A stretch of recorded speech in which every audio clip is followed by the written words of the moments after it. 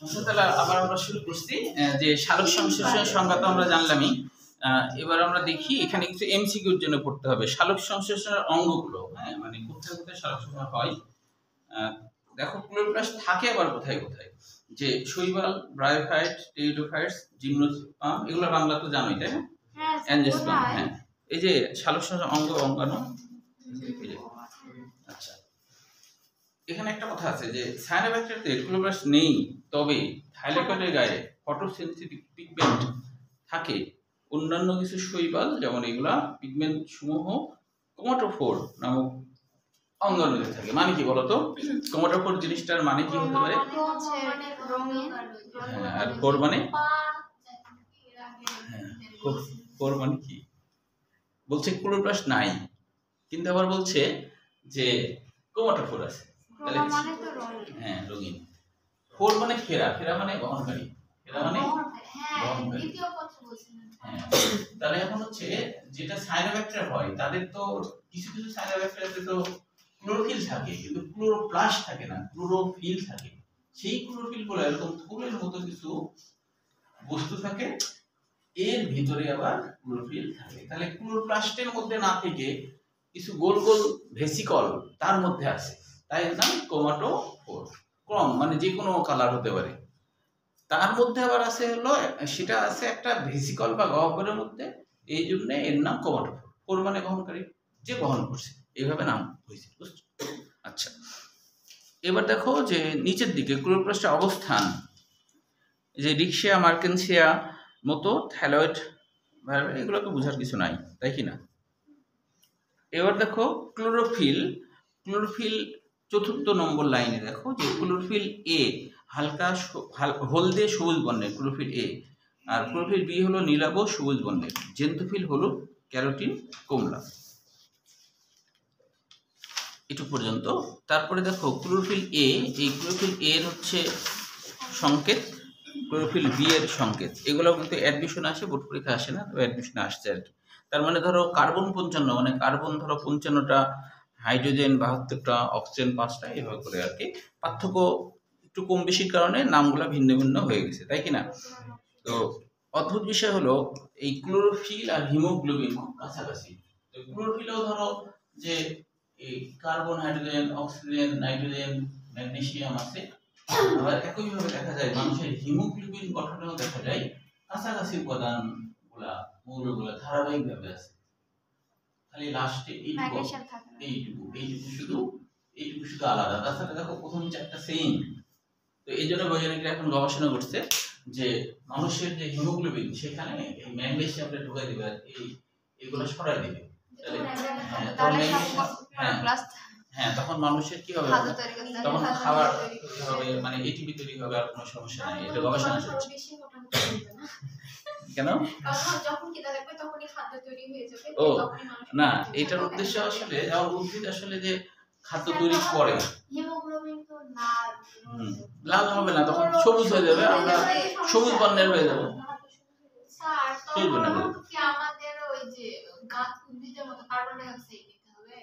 নিতে তো হবে না। এখানে ব্যাপারটা একটু বলি, উদ্ভিদ তো আসলে উদ্ভিদ হচ্ছে শর্করা তৈরি করে। কেন করে বলতো? উদ্ভিদ শর্করা যে তৈরি করে আর আচ্ছা নিজের খাবারের নিজের জন্য দরকার, তাই না? কারণ হলো যে একটা গ্লুকোজ ভাঙলে 38টা এটিপি পাওয়া যায়, তাই না? তো এই জন্য তো উদ্ভিদ আসলে শর্করা তৈরি করে। কিন্তু উদ্ভিদ যদি শুধুমাত্র যে সালোক সংশ্লেষণের যে আলোক পর্যায়ে সেখানে যদি পর্যাপ্ত এটিপি তৈরি করতে পারতো, তাহলে তো শর্করা তৈরি করতো না। কারণ এটিপি মেনলি লাগে, এটিপি তো কোষ বিভাজনে সাহায্য করছে, এটিপি শক্তি হতে সাহায্য করছে, তাই না? তো সেরকম বৈজ্ঞানিকরা যেটা করছে সেটা হলো যে যখনই এটা করে দিবে, তখন হলো যে আমাদের গোটা শরীরে তো আলো ঢুকবে এবং এটিপি তৈরি হতে থাকবে। কাজে আমাদের খাদ্য খাবার খাইতে হবে না, আমাদের মোটা হওয়ার কোনো সুযোগ নাই, খালি এটিপি তৈরি করাটাই মেইন উদ্দেশ্য। এটিপি তৈরি, হ্যাঁ হ্যাঁ, যতটুকু লাগবে ওইটুকু আমাদের শরীর নেবে। এবং তোমার হচ্ছে যে তখন কি খাদ্যের কোনো ইয়ে নাই, তো কোনো তখন মাঠ ঘাট কিছু তো লাগবে না, খাবার তো আর কেউ ইয়ে করবে না। তখন তো মনে করো যে মাঠ টাট এগুলাতে ঘর বাড়ি মনে থাকবে খালি। তখন দেখা যাচ্ছে যে হয়তোবা তোমার খাওয়া দাওয়া তো নাই, তখন পড়াশোনা মানুষ কম করবে হয়তো, পানি লাগবে। হ্যাঁ পানি তো অ্যাভেলেবল আছে। তো এটা গবেষণা চলছে আর কি। হ্যাঁ খাবার উৎপাদনের জন্য তখন দেখা যাচ্ছে যে যেমন ধরো এখনকার মানুষের বিয়ের ক্ষেত্রে একটা প্রধান শর্ত থাকে, বিশেষ করে ছেলেদের ক্ষেত্রে, যে আগে চাকরি কর তারপর, তাই না? হ্যাঁ মানে এখন যদি ধরো ছেলেরা যদি বলে যে বাসায় যদি বলে যে বিয়ে করবো, তাহলে কিন্তু প্রথমেই একটা কোশ্চেন করবে যে তুই বিয়ে করবি, বউকে কি খাওয়াবি? আর তখন তো ওই ঝামেলা নাই, তখন বলবে কি কেন আলু খাওয়াবো, তখন সরাসরি বলবে আলু খাওয়াবো, তাই না? তখন তার সমস্যা নাই। তখন দেখা যাবে কি জানো, যে ছেলেরাও বিয়ে করবে 12-14 বছরে বিয়ে করবে। তখন দেখা যাচ্ছে ইন্টারমিডিয়েট এরকম পড়তে যদি আসে, প্রাইভেট পড়তে আসে, প্রত্যেকে একটা দুটো করে বাচ্চা কাচ্চা নিয়ে চলে যায়। হ্যাঁ জনসংখ্যা বেড়ে যাবে, জনসংখ্যা বেড়ে যাবে। তো তখন ওই ধানের খেতে ঘর বাড়ি বানায় থাকবে আর হ্যাঁ ওই পোশাকের জন্য টাকা পয়সা ইনকাম করার জন্য পড়াশোনা করবে মানুষ, খাবার উৎপাদন করবে না। খাবারটা খালি উৎপাদন করবে না, অন্যান্য সবকিছু হ্যাঁ দরকার নেই। তখন দেখা যাচ্ছে এখন যেমন এসির দিকে তোমরা বসো না, বা যার গরম লাগে সে এসির দিকে বসে, তখন বলবে যে স্যার শীতে লাগছে, এই আলোর এখানে তাড়াতাড়ি আলোর এখানে এই আলো থেকে খাবার তৈরি হয়। হ্যাঁ ইয়ার লাইটার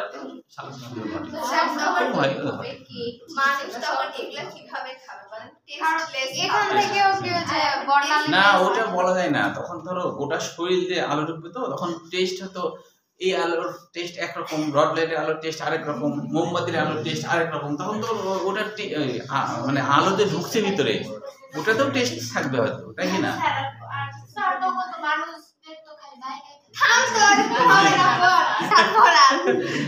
আচ্ছা আবিষ্কার হোক, তখন দেখা যাবে নাকি? আচ্ছা বলা তো যায় না, আবিষ্কার তো হতেও পারে, কারণ গবেষণা চলছে। গোটা পৃথিবী একদম অন্যরকম হয়ে যাবে, কারণ খাবারের কোনোই দরকার পড়ছে না, তখন শুধু পানি থাকবে। কেমন না আমরা মরে যাবো ততদিন এটা আবিষ্কার হতে হতে তোমাদের ছেলেমেয়েরা তখন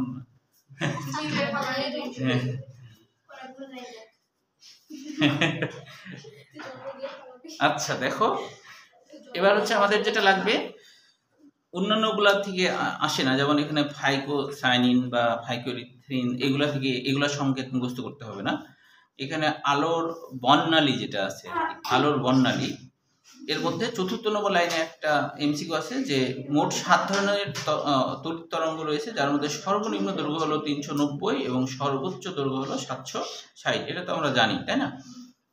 তাহলে এখানে একটা ফিজিক্সের আছে, এটাও লাগবে না। তবে আলোর শোষণ বর্ণালী, এটার 3য় নম্বর লাইন থেকে শেষ পর্যন্ত, অর্থাৎ আপতিত সূর্যালোকের 83% ক্লোরোপ্লাস্ট কর্তৃক শোষিত হয়, 12% বায়ুমণ্ডলে প্রতিফলিত হয় এবং হচ্ছে বাকি 5% ভূগর্ভে শোষিত হয়। পাতায় শোষিত সৌরশক্তির মোট পরিমাণের 0.5 থেকে এটুকুই।